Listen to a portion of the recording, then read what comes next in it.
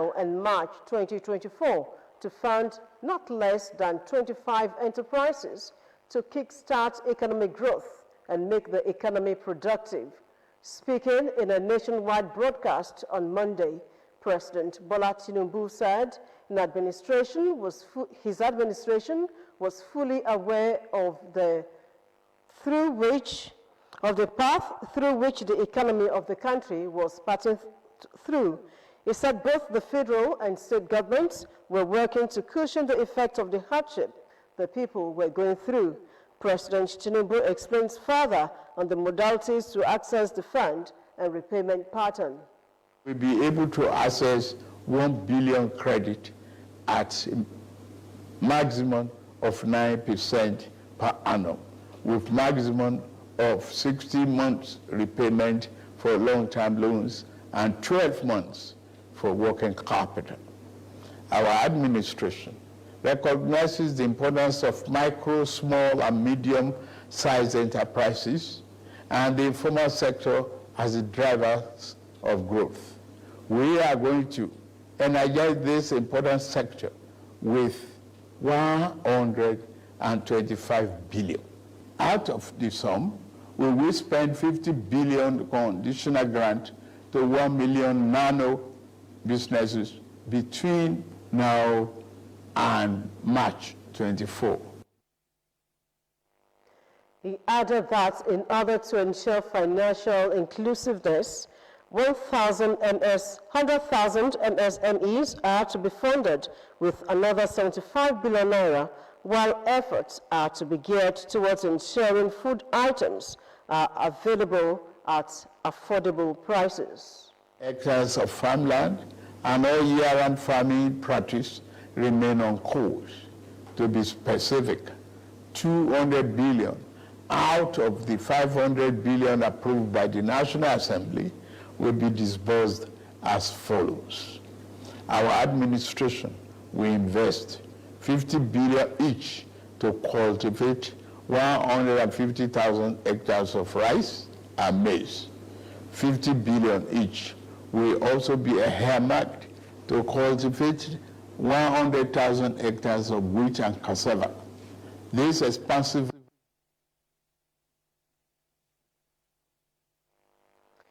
The federal government, through the removal of fuel subsidy, has saved over 1 trillion naira, which is intended to provide social security services to cushion the effect of the subsidy on Nigerians.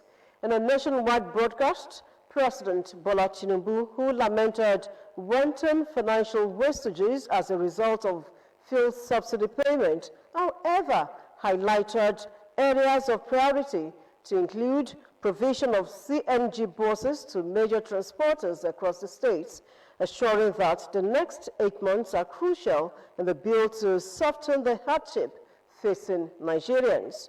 He assured workers that government is making concerted efforts to review the current salary structure and come up with minimum wage that will give workers a face value. In a little over 2 months, we have saved over 1 trillion naira that would have been squandered on the unproductive fuel subsidy, which only benefited smugglers and fraudsters. That money will now be used more directly and more beneficially for you and your families. For example, we shall fulfill our promise to make education more affordable to all and provide loans to higher education students who may need them. No Nigerian student will have to abandon higher education because of lack of money. Our commitment is to promote the greatest good for the greatest number of our people. We are also working in the collaboration with the labor unions to introduce a new national minimum wage for workers. I want to tell you, our workers, that your salary review is coming. House President Bola Tinubu in a nationwide broadcast. To be or not to be is the situation now over the Nigeria Labour Congress over removal of fuel subsidy and other issues. While the Labour Union remains adamant on the issue, opinions of some Nigerians are diverse. Benga Adekoya in this special report got the views of some Nigerians. The report is presented in this package. The removal of fuel subsidy by the federal government of Nigeria is no doubt taking its tolls on the nation's economy as well as on its people. The passengers are unwilling to accept a hike in transport fare as this may further take toll on their lean budget. The hardship is not limited to civil servants alone. The organized private sector is also clamoring for a reduction in the price of a liter of petrol and other products, leading to strike notice by the Nigeria Labour Congress, NLC. If any protest should go on now and the organizers couldn't control the crowd eventually, because people are tense as we speak now, there's every possibility it could be hijacked. Why can't we just give this government some days and we'll let them know that we give you a fortnight to have this sorted out? The Ogun State chairman of the Nigeria Labour Congress, Comrade Ahmed Ademola Benko, said the Congress has taken a unanimous decision and it is mandatory that every affiliate body should obey the directive of the Congress. We are going to have a protest march in form of rally on the 2nd of August, which is Wednesday, throughout the 36th Council of Nigeria Labour Congress and FCT across the nation in driving down the voice and the voices of workers and the entire citizenry to the government in this recent pull-off, or let me say withdrawal of subsidy. Comrade Ademola Benko, however, singled out Ogun State government for commendation for its various palliatives being put in place to bring succor to the people of the state. Palliative measure is just a way by expressing one's feeling. And that is to tell you that our governor, Dr. Dapo Abiodun, is being passionate. Out of 36 governors and FCT, is just one out of many that has come out to at least to roll out some intervention to the workforce and equally to the masses.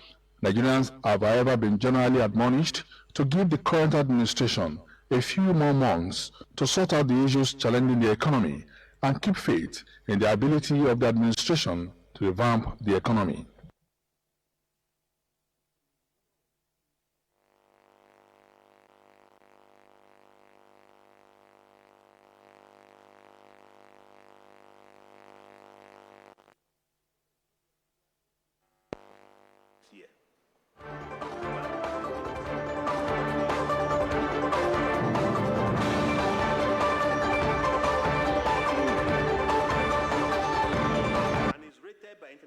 And local rating agencies, including Fitch, Moody's, and Augustus.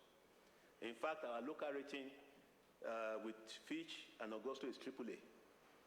In a nutshell, the benefits of innovative business initiatives cannot be overemphasized.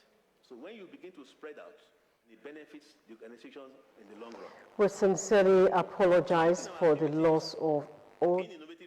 Moving to other stories, the Senate on Monday directed its leadership to mediate between the federal government and the Nigeria Labour Congress, NLC, to avert the impending nationwide strike called by the Labour Union. The NLC had given the federal government an ultimatum to rescind the fuel subsidy removal or face a nationwide strike beginning from Wednesday. The Labour body is mobilizing its affiliate unions to ensure that the industrial action is successful and total. The resolution of the Senate followed a motion sponsored by Senator Sulaiman Kawu. Kawu, in his lead debate, insisted the strike would have a devastating effect on the nation's economy if allowed to hold. Senators Issa Jibril, Siriake Dixon, and Solomon Adiola supported the motion. They called on the NLC to shelve the proposed strike and allow the palliatives being planned by the federal government to ameliorate the suffering of the people. Oyo State workers on Monday logged the state secretariat at Agodi, Ibadan as a protest against issues affecting them. The workers are demanding palliatives, an upward review of pension allowances, and payment of salary deduction, among others. They are also demanding payment of leave bonuses, payment of gratuities to retirees who have stagnated since the year 2021, and release of promotion letters for the years 2021 and 2022. The protesters were workers and pensioners under the banners of the Nigeria Labour Congress, Trade Union Congress, Nigeria Union of Pensioners, Nigeria Union of Local Government Employees, and their affiliates.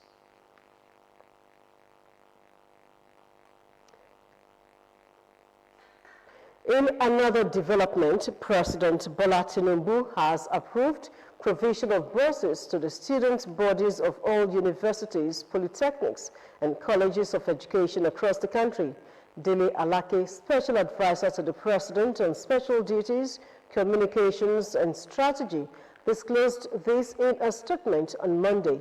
He said the development was in furtherance of the President's desire to ease the burden of the fuel subsidy removal on students of higher institutions of learning. Alaki added that the President also warned authorities of all federal institutions against arbitrary increase of fees. Similarly, President Tinubu has directed the authorities in all federal institutions of higher learning to avoid arbitrary increase in sundry fees and the payable, where possible, defer further increase so that parents and students don't face too many difficulties.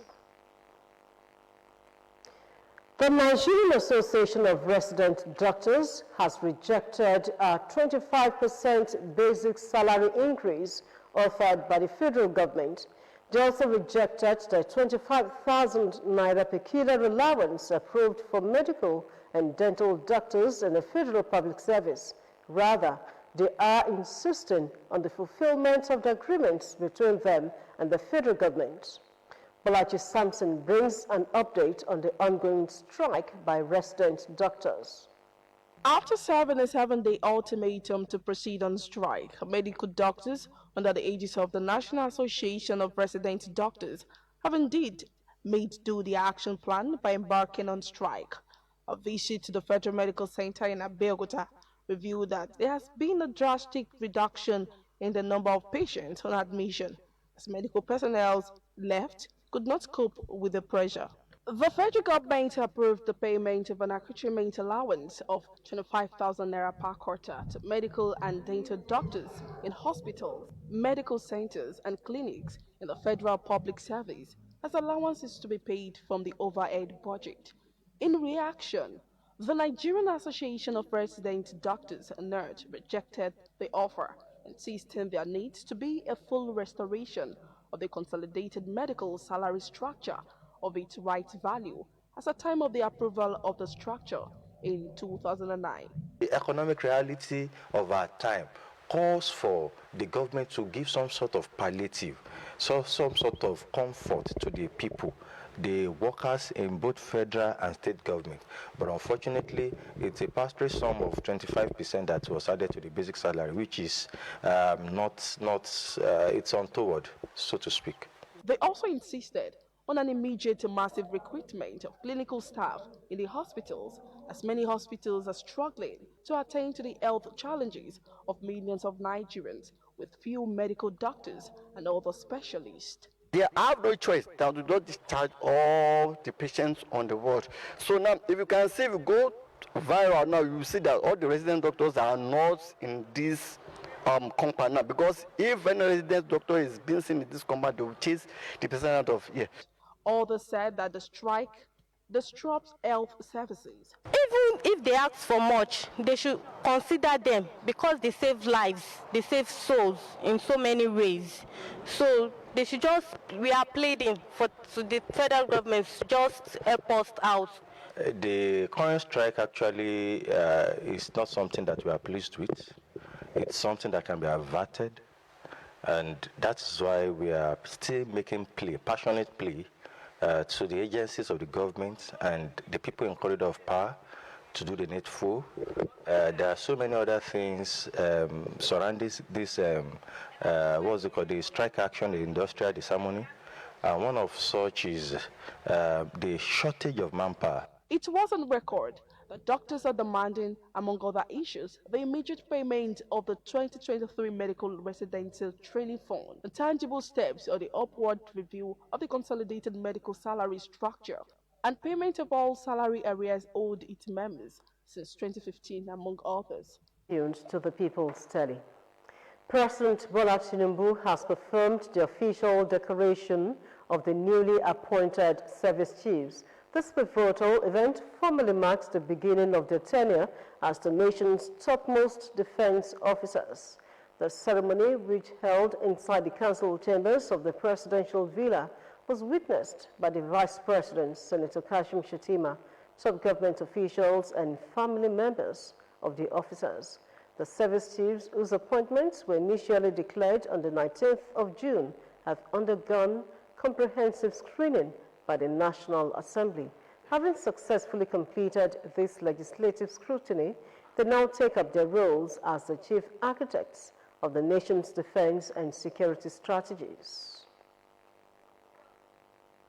The House of Representatives investigating NDA's job racketeering and gross mismanagement of the Integrated Payroll and Personnel Information System on Monday summoned the IPPIS desk officer in the Federal Character Commission, Haruna Kolo, as well as Azaya Ahmed, all of the IPPIS, to appear before the lawmakers on Friday alongside the Federal Character Commission. The chairman of the committee gave the summon after the chairman of the commission, Farida Dankaka, exposed that Haruna Kolo has been fingered in illegal employment and extorting money from the teeming populace. Appearing before the lawmakers, Farida Dankaka said Haruna Kolo is at large and has refused to honor the invitation of the commission over job racketeering and has ported to AMCON and didn't resign as a staff from FCC. The committee also requested that the managing director, AMCON, Ahmed Kuru, should appear before the committee to answer questions as to how Mr. Kolo was employed to the AMCON without resigning from Federal Character Commission. The human resource manager of the IPPIS was also fingered and is under investigation of ICPC.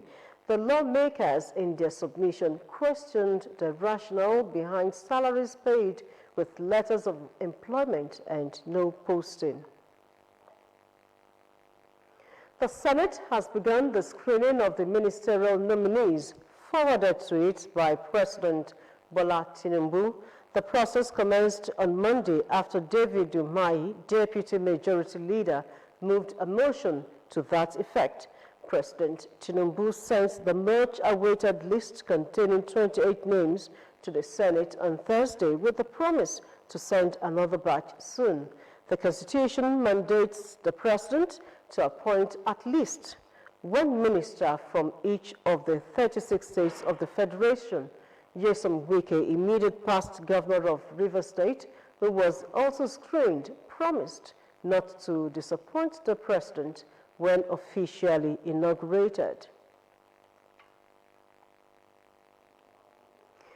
Ogun State Governor Prince Dapo Abiodun has inaugurated the 16-man local organizing committee for the 22nd National Sports Festival to be hosted by the state in 2024. During the inauguration at Okemoson, Abeokuta, Governor Abiodun noted that the state is more than prepared to surpass previous editions of the event, and particularly the achievements recorded when the state hosted the event in 2006. Governor's Office correspondent Yusuf Ganiyu reports. The inauguration of the 16-man committee ahead of the next year's National Sports Festival by Governor Dapo Abiodun marks another big step to the actualization of the hosting right granted the state.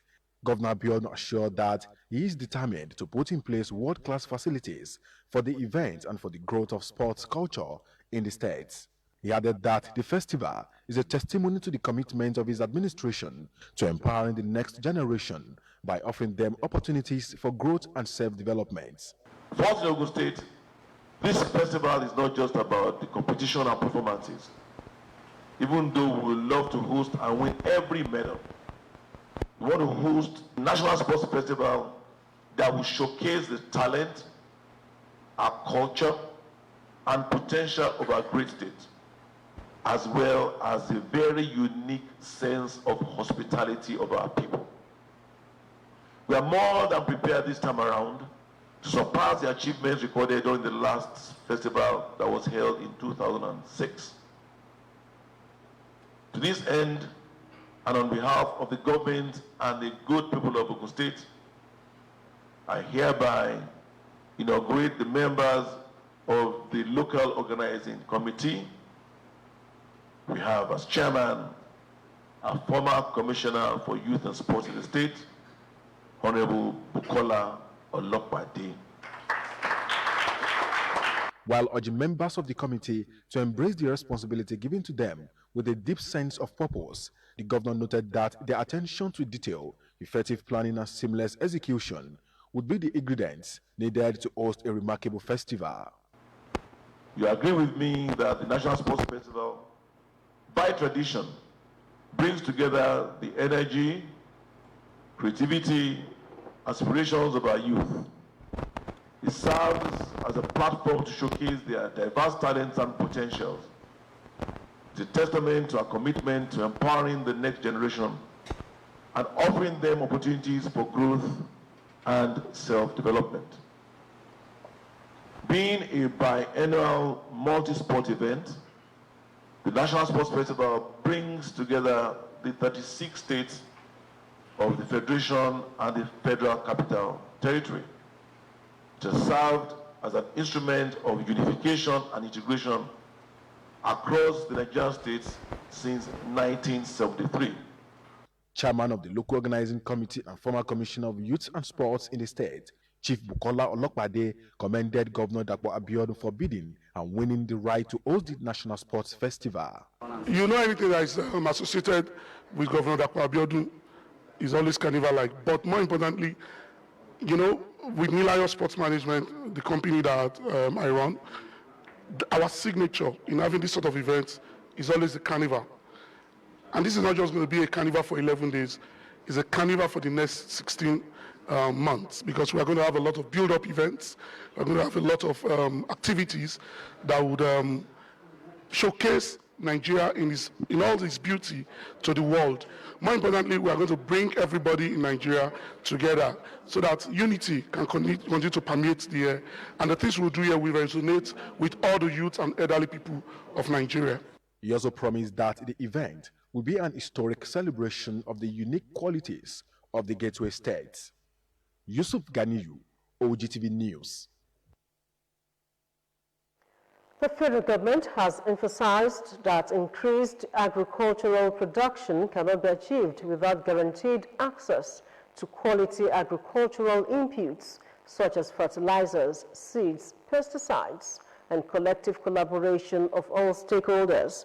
The Permanent Secretary of the Ministry of Agriculture and Rural Development, Dr. Ernest Afolabi Umakihe, made this assertion during the flag-off of inputs distribution to farmers in Agricultural Transformation Agenda Support Program, states of Jigawa, Kano, Kebbi, Niger, and Sokoto at Bukanre local government area of Kano State.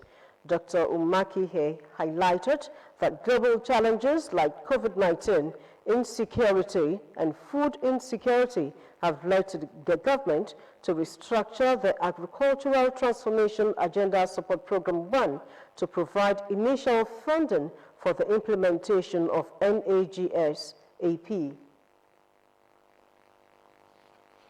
The National Primary Healthcare Development Agency has disclosed that no fewer than 836 cases of diphtheria have been confirmed in 33 local government areas across 8 states: Cross River, Kano, Katsina, Kaduna, Lagos, Osun, Yobe, and FCT. It further disclosed that 83 deaths have been reported from these confirmed cases, making vaccination against this deadly disease critically important, especially for children. The Executive Director of the National Primary Healthcare Development Agency, Dr. Faisal Shuaib, while disclosing this Monday in his speech at a press conference on the diphtheria outbreak in Nigeria, said that despite the efforts of the federal government to provide safe and cost-effective vaccines, a significant number of children remain unvaccinated or partially vaccinated, comprising the country's goal of achieving population immunity. Shuaib added that suboptimal vaccination coverage has been the main factor contributing to these outbreaks, with the most affected age group being those between 2 to 14 years. The National Drug Law Enforcement Agency, NDLEA, has revealed an estimated 14.3 million Nigerians are involved in drugs abuse and addiction. The agency equally revealed that the age group of those affected falls between 15 to 64 years old, with noticeable increase in the number of women involved. In this special report, Margaret Okunlola expressed the ripple effect of the rapidly spreading menace on the economy and a decline in moral standard in the society. Like a wildfire, the rate of drug abuse and addiction has been on the geometric increase as the dragnet keeps expanding with minimal control. Although the federal government, through the National Drug Law Enforcement Agency, has been in the forefront, championing a crusade to rid the society of the menace, people, most especially youth and women, continue to engage in drug abuse. Recently, the Ogun State Command of the agency revealed that 14.3 million Nigerians have been captured as drug abusers, a number so alarming and require urgent attention. The figure by the Ogun State Commander of the National Drug Law Enforcement Agency, NDLEA, Ibiba Odili, during the launch of war against drug abuse in Abeokuta is worrisome, going by the alarming increase of drug and substance abuse in the country, which could have negative impact on the nation's future. It has become something that we need to act fast about, because it's really killing our youth. It's really telling on their well-being, their general health. The effect on the economy are so many. Actually, the work time will be reduced. Okay, work time will be reduced. That 10 people used to search for those drugs to take, they're supposed to fly back into the workforce and increase it. Also of concern to Odili is the level of exposure of women in drug abuse, affirming that there is one woman in every 4 drug addicts. Nigerians responded to this, saying it is worrisome if more women are going into drug use. Ordinarily, people would have thought that, women, they are of meek and gentle gender, weaker vessels that shouldn't near the crimes committed. But maybe as a result of peer group influence, bad parental upbringing, self-denial, self-pity, depression, failure in certain things, they think the next thing to use to get themselves back to the track is to engage in drug abuse. So unfortunate. If these young ladies, the supposed nation builders, mothers in the nearest future, if they are so engrossed in the use of drug abuse, only God knows the kind of children they will give birth to, and eventually the kind of children, the kind of upbringing they will inculcate, they will instill into these children of theirs. Some Nigerians, however, preferred solutions at reducing the alarming rate. Government should remove the tariff on importation. They should cheer up and make sure the petrochemical industry come into reality. Then individuals, we need enlightenment on individuals. We should live by example. When we live by example, I know that we do the correct thing, and then we make life comfortable for the youth. It's time to change first before this youth can change, living by example. According to research, Nigeria transformed from a mere transit country for drug trafficking to a major consumer and now a producer. Margaret Okunlola, Ogtv News. Ogun State Governor Prince Dapo Abiodun has reiterated his administration's commitment towards providing the necessary support for the Nigerian Navy and other security agencies as they continue to carry out their duties across the length and breadth of the state. Governor Abiodun made this known when he received the Flag Officer Commanding Western Naval Command, Rear Admiral Muhammad Abdullahi, at the Exco Chambers in Okemoso, Abeokuta. Governor's Office correspondent Yusuf Ganiyu reports. Governor Dapo Abiodun and members of the State Executive Council received the Flag Officer Commanding Western Naval Command, Rear Admiral Muhammad Abdullahi, on a courtesy call to Ogun State to discuss on ways to strengthen the security architecture of the state. Speaking on the challenges being faced on the oil-rich Tongidi Island in Ipokia local government, Governor Abiodun appreciated the Nigerian Navy for building an administrative block on the island and promised to visit the island in the nearest future. The renewed commitment that you have demonstrated by the deployment of men of the Navy to that island. Before there was very scanty presence, you had a very small post, but now I understand there's an admin block,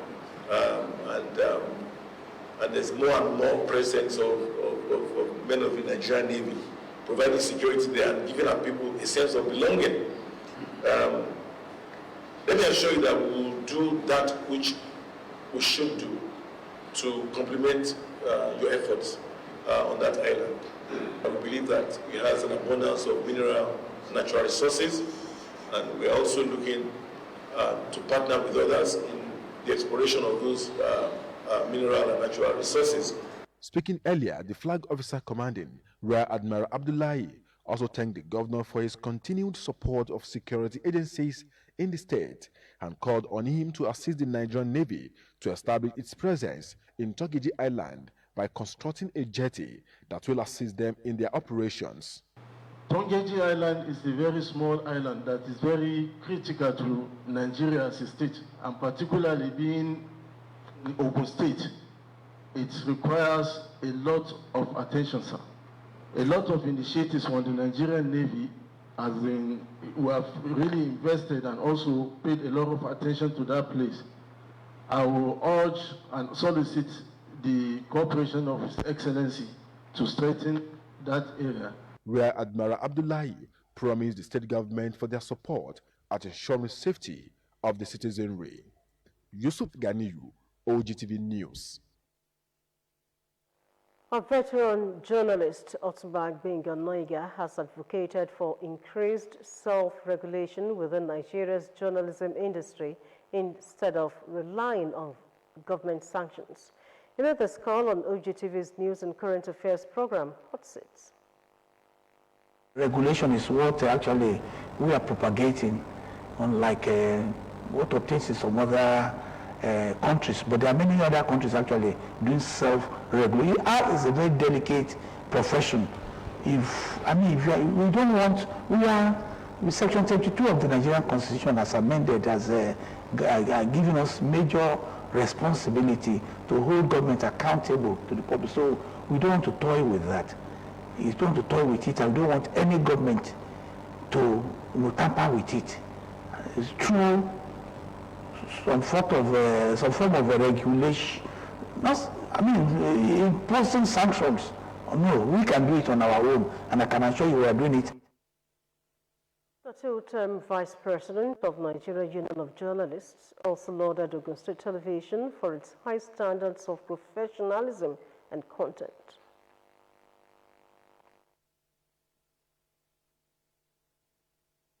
But I just cited instances of stations that I watch and I enjoy, and one of them is Ogtv. It's not because I'm here, because I can see content, I can see research, I can see professionalism. It's not as if you guys are perfect, but you are far better than some of these so-called privately owned media houses.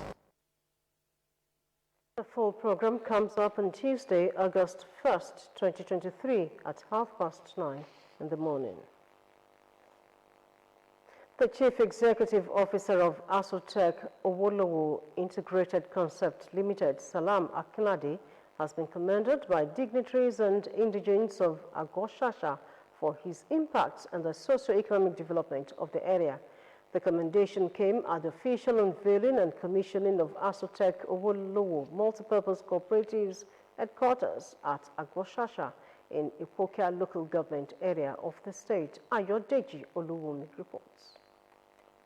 The official unveiling and commissioning of the headquarters of Asotec Owolowo Multipurpose Cooperative, a division of Asotec Owolowo Integrated Concepts Limited, was done at Agoshasha, Ipokia local government, Ogun State.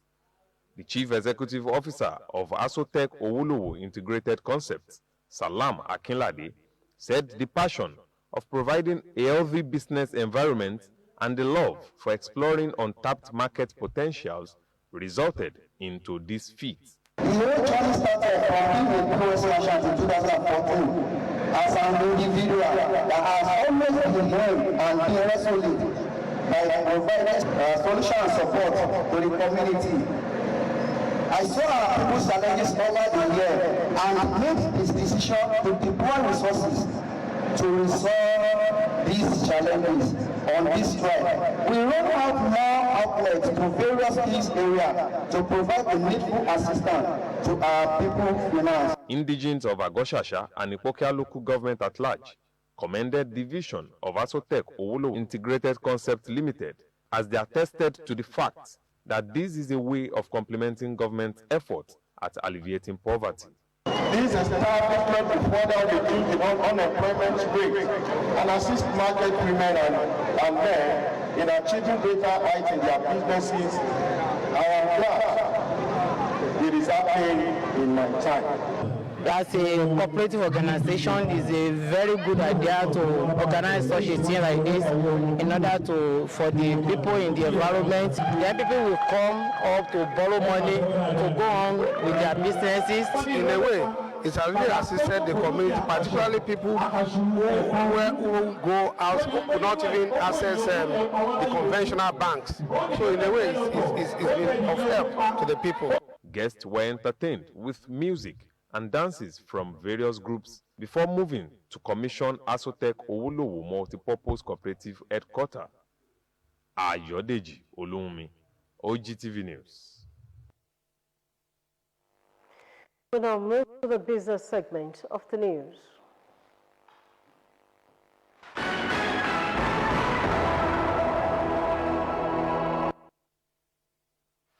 You're welcome to the business segment of the news. The price of petrol may rise further as international market data gathered by 20%.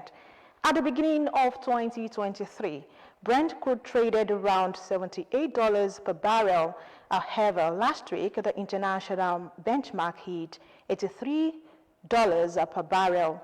On the other hand, petrol prices started the year at less than $2.50 per gallon. Last week, it hit $2.90 per barrel, and analysts said it could reach $3 in the new week. A weak currency and inflation had caused a rise in the dollar against the naira to as much as 820 naira per dollar recently, before dropping to 776 naira per dollar as of Saturday. In Nigeria, petrol price had risen from between 198 naira per litre to around 617 naira per litre since the regulation of the downstream sector by President Bola Tinubu on May 29, 2023. Currency outside banks rose to 2.26 trillion naira at the end of June 2023. According to the latest figures from the Central Bank of Nigeria. According to figures obtained from the CBN, the currency outside banks rose by 185.68%, 1.74 trillion naira between January 2023, 792.18 billion naira, and June 2023, 2.26 trillion naira. Currency in circulation in the country rose by 87.05% from 1.39 trillion naira in January 2023 to 2.6 trillion naira in June 2023. It had earlier dipped by 235.03% to 982.09 billion naira at the end of February from 3.29 trillion naira at the end of October 2022 on the back of the naira redesign policy of the CBN. The bullish trading experienced in recent times on the Nigerian Exchange Limited slowed this past week, recording a gain of 8 billion naira for investors. With market capitalization ending at 35.994 trillion naira previous Friday, trading activities kicked off on a positive note on the NGX, appreciating to 35.539 trillion naira on Monday. It went higher to 35.932 trillion naira on Tuesday, but suffered a continuous decline in the next 3 trading sessions following the announcement of an increase in the monetary policy rate to 18.50% to end at 35.402 naira on Friday. The NGX all-share index and market capitalization appreciated slightly by 0.02%. And lastly, on the business segment of the news, expenditure by manufacturers on alternative energy sources, excluding power from distribution companies, jumped by 82% from 25 billion naira in 2014 to 144 billion naira in 2022. This is according to data collated from the annual and biannual report of the Manufacturers Association of Nigeria. According to the document, manufacturers spent about 783 billion naira during the period of self-generate power to augment the insufficient power supply from power distribution companies to power their factories. A breakdown of the data showed that manufacturers spent 25 billion naira in 2014, 59 billion naira in 2015, and 129.9